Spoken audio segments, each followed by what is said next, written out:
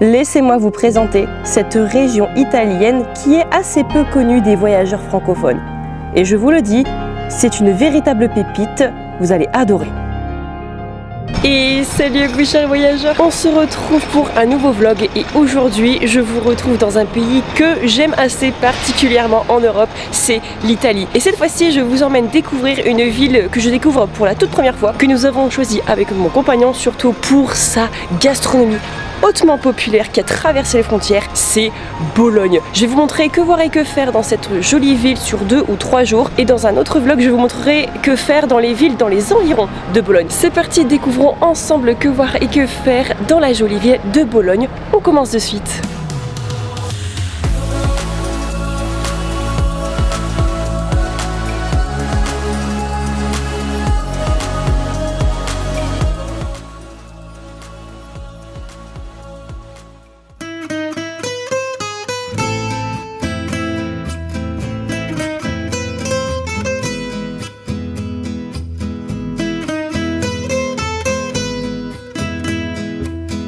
Avant de commencer ce guide voyage sur Bologne, j'ai envie de vous présenter quelques mots sur la ville. Bologne fut souvent décrite de la sorte, la savante, la rouge, la grasse. Pourquoi la savante? Parce que Bologne c'est avant tout l'une des plus anciennes villes universitaires d'Italie. On retrouve plein d'universités avec des quartiers étudiantins. Pour ce qui est de la rouge, ça fait bien sûr référence aux couleurs rougeâtres qui emplissent toutes les ruelles. On a des briques, des tuiles ou des murs rouges absolument partout. Et pour la grasse, cela fait tout simplement référence aux spécialités culinaires dont la réputation est connue mondialement et qui font aujourd'hui la fierté de la ville. Ça en dit long sur ce city trip qui a l'air d'être aussi bien culturel que culinaire. Je vais donc découper ce vlog en 3 parties. On va voir le Bologne historique mais aussi le Bologne un peu mystérieux et le Bologne culinaire.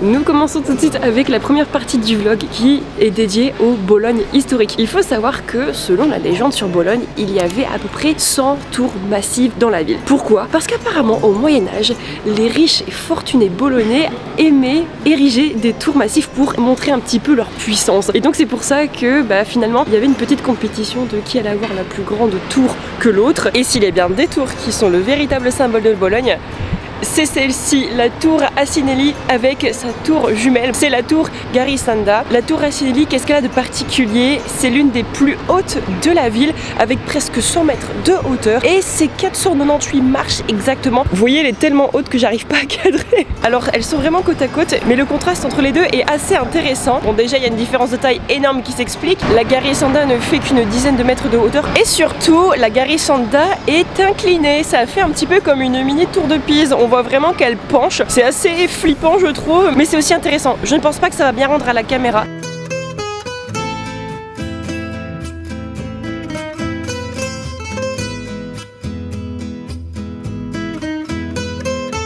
S'il y a bien un endroit qu'il ne faut pas louper ici sur Bologne, c'est cette place qui s'appelle la place Piazza Maggiore. Cette place, elle est tout simplement superbe et on me dit dans l'oreillette qu'il s'agit de l'une des plus belles places d'Italie. Et ça franchement il faut y aller parce que des belles places en Italie, il y en a. D'ailleurs ce n'est pas le seul palmarès que Bologne possède, vous allez voir qu'elle en a plusieurs.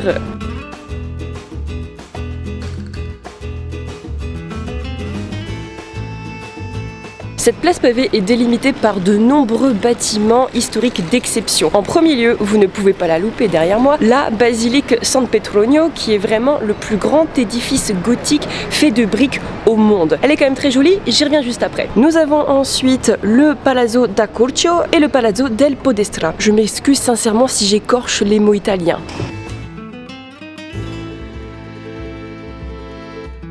Cette place ne fait pas exception à la règle et possède elle aussi ces nombreux portici qui sont les célèbres portiques de Bologne. On en retrouve vraiment un peu partout dans la ville et perso j'ai perdu le compte, je veux dire il y en a tellement qu'on ne sait plus où donner de la tête. Et c'est vraiment ce qui fait la particularité de la ville, c'est super photogénique.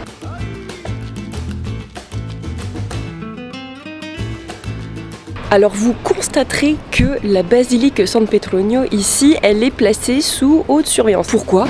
Parce que tout simplement à l'intérieur de cette basilique, il y a une fresque représentant le prophète Mahomet en train de brûler aux enfers. Voilà, c'est pas forcément la meilleure idée du monde de faire ça, donc c'est pour ça qu'elle est quand même assez surveillée. L'entrée de la basilique est gratuite, sauf pour la partie qui renferme la fameuse fresque. Et je vais vous emmener découvrir ça de suite.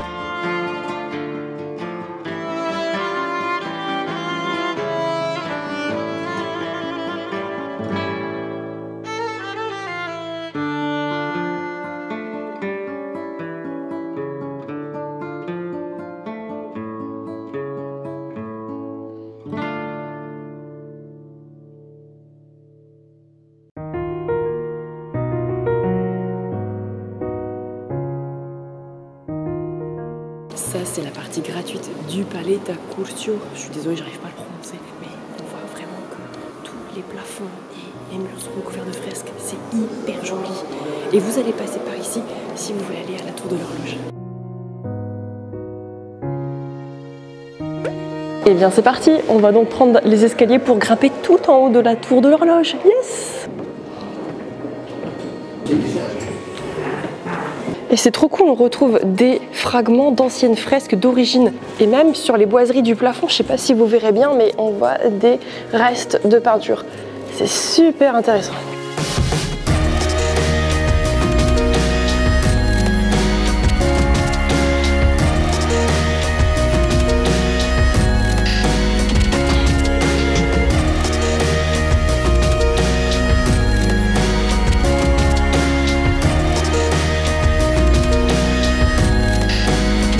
Alors là, vous voyez, on monte des escaliers médiévaux. Donc, vous signez une décharge, vous faites pour vous dire que vous assumez les conséquences si jamais vous tombez. Mon bac? Oui, bah attends, je fais plutôt attention à mes pieds et à ma tête. C'est juste, hein. Ils sont en truc H&M, au secours. Waouh!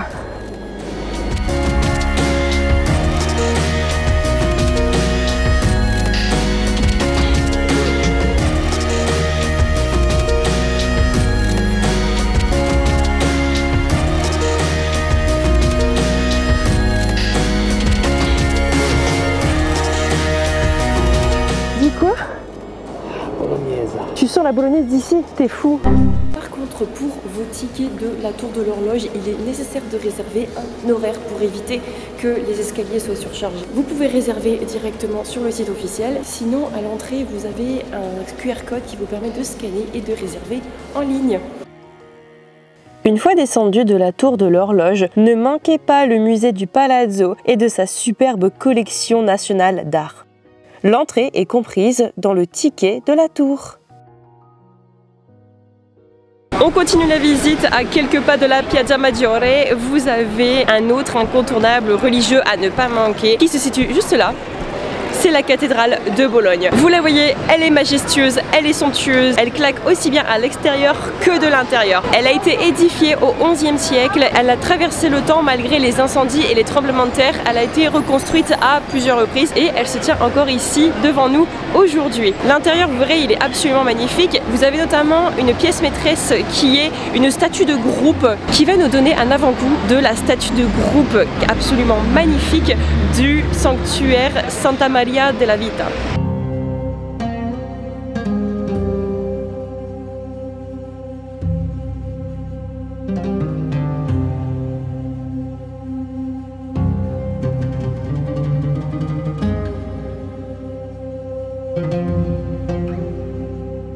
Et c'est dans le Quadrilatero que vous aurez le fameux sanctuaire Santa Maria della Vita, qui est aussi un incontournable religieux dans la ville.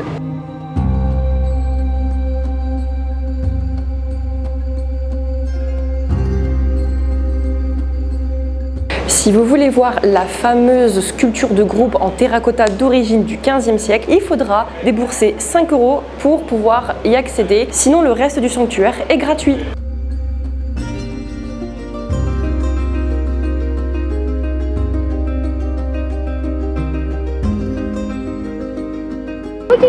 Nous sommes maintenant en dehors de Bologne, donc de la vieille ville. On s'apprête à réaliser une petite ascension de 40 minutes, montée 666 marches pour rejoindre le superbe sanctuaire de la Madonna di San Luca. C'est un must-do, il faut le faire apparemment, c'est magnifique. Et c'est juste que là, on n'est pas prêt, après la pizza, de se taper les 666 marches. Souhaitez-nous bonne chance.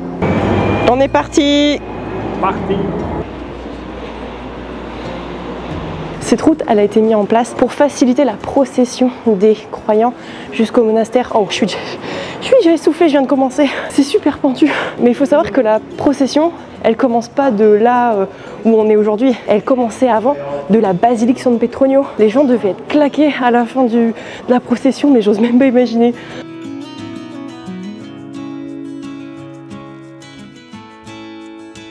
Et ben voilà, on l'a fait. Il est complètement décédé. Il n'a pas l'habitude de faire des efforts comme ça. Si t'as pas de... Comment ça s'appelle? De bonnes chaussures. Non. De cardio. Si t'as pas cardio, reste à la maison. Moi, je pile ça, franchement. Parce que moi, j'ai du cardio et franchement, ça passe bien. D'ailleurs, les gens utilisent cet endroit pour faire leur sport. C'est un truc de fou. Mais sinon, moi, bon, je dois avouer, moi, j'ai eu un petit peu chaud aussi. Hein.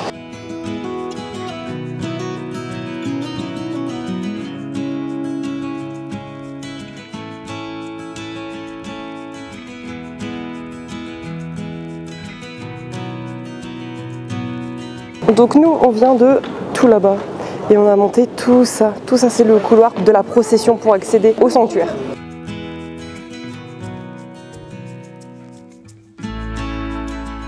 À l'origine de ce sanctuaire construit plutôt récemment, se tenait une ancienne chapelle vieille d'un millénaire. Sa particularité, elle protégeait une icône miraculeuse de la Sainte Vierge peinte par l'évangéliste Saint Luc. Et on peut dire que cette nouvelle structure est absolument incroyable. Et n'oubliez pas de prendre un peu de hauteur au sommet de son dôme, ça vaut le coup.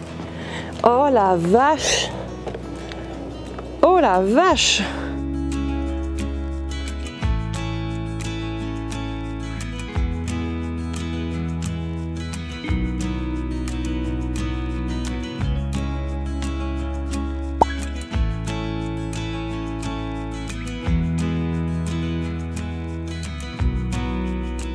Et voici l'un des édifices religieux les plus anciens de Bologne. Il s'agit de la basilique Santo Stefano, un complexe religieux composé de plusieurs églises adossées les unes contre les autres. Et toutes ces structures semblent être datées du IVe siècle et elles se tiennent toutes encore debout aujourd'hui.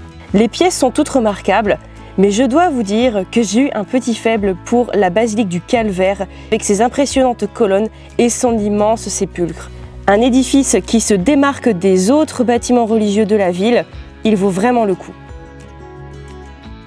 Non loin de la Piazza Maggiore, vous allez pouvoir explorer le côté savant de Bologne. Rendez-vous à la place de la Biblioteca d'Arci Ginnasio, désolé j'ai trop du mal, qui est tout simplement la place de l'ancienne université de Bologne. Vous allez vraiment retrouver les prémices de la vie estudiantine ainsi de tous les travaux et de recherches qui ont été faits, notamment autour de la science la plus importante qu'il y avait à l'époque, l'anatomie. Alors déjà ce palazzo, il est incroyable, il est superbement décoré. Des palazzi, il y en a partout sur Bologne, ça court les rues, mais si vous devez n'en choisir qu'un seul, je vous dirais d'aller faire vraiment celui-ci. Parce qu'en plus, il y a une pièce maîtresse dans ce palais qui est le Teatro Anatomico, fait entièrement de bois de cèdre et de sapin. C'est franchement une masterpiece.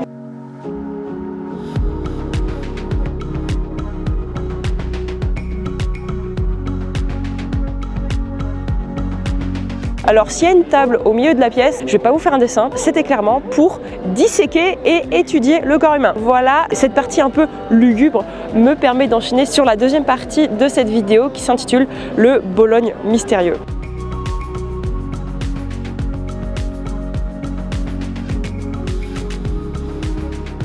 Sur la Piazza Maggiore de Bologne, vous avez deux autres curiosités qui, je pense, vont vous plaire. On commence tout d'abord par ce symbole de la Piazza Maggiore qui est la statue de Neptune, ou plutôt la fontaine. Vous voyez, la fontaine est absolument magnifique, c'est un véritable chef-d'œuvre artistique. Si d'autres personnes y voient le dieu Neptune, le dieu des mers, d'autres y voient plutôt la domination du pouvoir papal sur le monde. Ouais, je sais, c'est un peu tiré par les cheveux, mais il y a des explications tout à fait rationnelles derrière. En effet, effet, si Neptune a dominé les mers, eh bien il semblerait qu'à l'époque il y avait une certaine volonté du pouvoir papal de dominer le monde. Parce que vous verrez que les 4 anges chérubins qui se trouvent au pied de Neptune représentent chacun un fleuve du monde. L'Amazone, le Nil, le Gange et le Danube. Soit les fleuves de presque tous les continents en fait. Et certains prétendent que ce ne serait pas vraiment Neptune, mais plutôt le pape Pie IV qui se cacherait derrière cette apparence de dieu romain pour justement assouvir son pouvoir à l'époque. Pie IV, c'était le pape en pontificat lorsque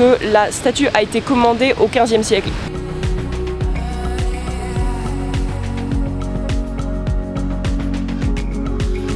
Et pour la prochaine histoire, on est un peu sur le même genre, toujours une histoire de statue avec un double sens. Là, vous voyez sur la façade du Palazzo d'Arcouture. Ah, j'arrive pas à le dire celui-là, je suis désolée. Vous avez la statue ici de San Petronio, donc vraiment le saint auquel est dédié juste là la grande basilique. Sauf que, apparemment, ce ne serait pas officiellement la statue de San Petronio. Il semblerait que ce ne serait pas la statue de San Petronio, mais en fait, ils auraient utilisé l'image de San Petronio pour en fait réaliser la statue du pape Grégory XIII, si je me trompe pas. Ce pape, il a été un peu critiqué pendant son pontificat parce qu'il a notamment chamboulé le calendrier. À l'époque, ils utilisaient le calendrier julien, celui qui avait été instauré par Jules César, et lui, il a décidé d'instaurer le calendrier grégorien, et ça n'a pas plu à tout le monde. Et comme il avait peur que sa statue se fasse détruire, il s'est dit non, c'est pas ma statue, ça c'est la statue de San Petronio, mais en fait c'est la sienne. C'est quand même futé cette histoire.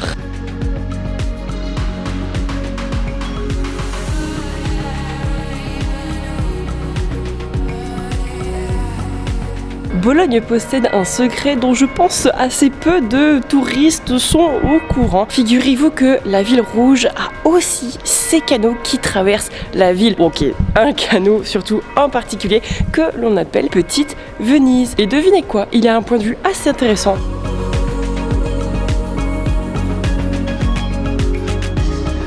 Donc ça, c'est la vue sur la Petite Venise, mais j'en ai une autre qui est ultra curieuse et on sait pas trop pourquoi elle est là en fait.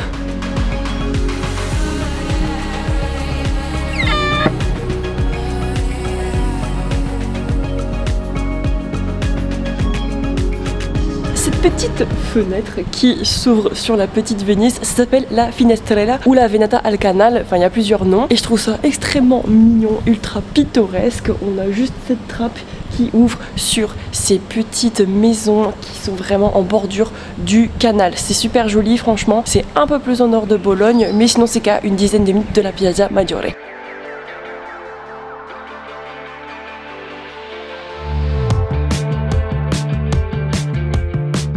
Si vous vous rendez au numéro 19 de la Strada Maggiore, vous allez vous rendre devant l'arche d'entrée de Corte i Solani. Donc vous voyez derrière moi qu'il y a pas mal d'attention, c'est normal parce que devant cette arcade qui paraît peu commune, enfin elle est quand même très ancienne, vous pouvez le constater, elle dénote par rapport aux autres façades. On se trouve devant un monument qui s'appelle Tre Frecce, qui signifie 3 flèches. Pourquoi 3 flèches? Parce qu'en fait, dans l'ossature en bois de l'arcade, il y a 3 flèches en bois qui datent de on ne sait pas trop quand, qui sont plantées dans le plafond. Il y a une légende assez fun derrière cette histoire. On dit qu'apparemment ces flèches viendraient de 3 brigands qui auraient souhaité régler leur compte avec un homme riche ici sur Bologne qui apparemment leur a fait du tort. Lorsqu'ils ont voulu régler leur compte avec leurs flèches, au moment où ils s'apprêtaient à tirer, attention c'est une légende, je ne sais pas si c'est vrai, je ne fais que vous répéter les mots, apparemment il y aurait une femme qui serait apparue à la fenêtre nus. Donc forcément ces messieurs auraient été déstabilisés et auraient manqué leur cible, donc leurs flèches seraient plantées dans le plafond au lieu de ce riche bolonais. Voilà, vous pensez ce que vous voulez de cette histoire, mais si vous passez par Bologne et que vous voyez ces 3 flèches, vous pouvez avoir une petite idée de la provenance.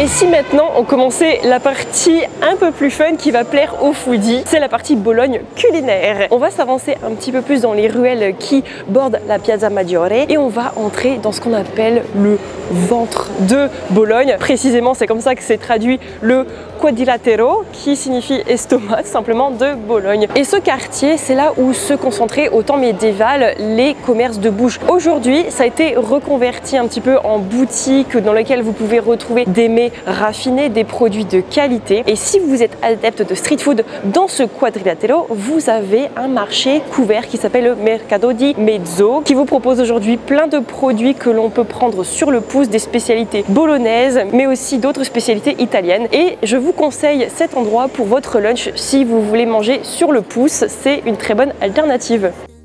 Si vous êtes intéressé pour des bonnes adresses et des recommandations de plats à ne pas manquer sur Bologne, le prochain vlog sera dédié entièrement à que manger dans la ville de Bologne. Et je vous garantis que ce sera 100% du kiff.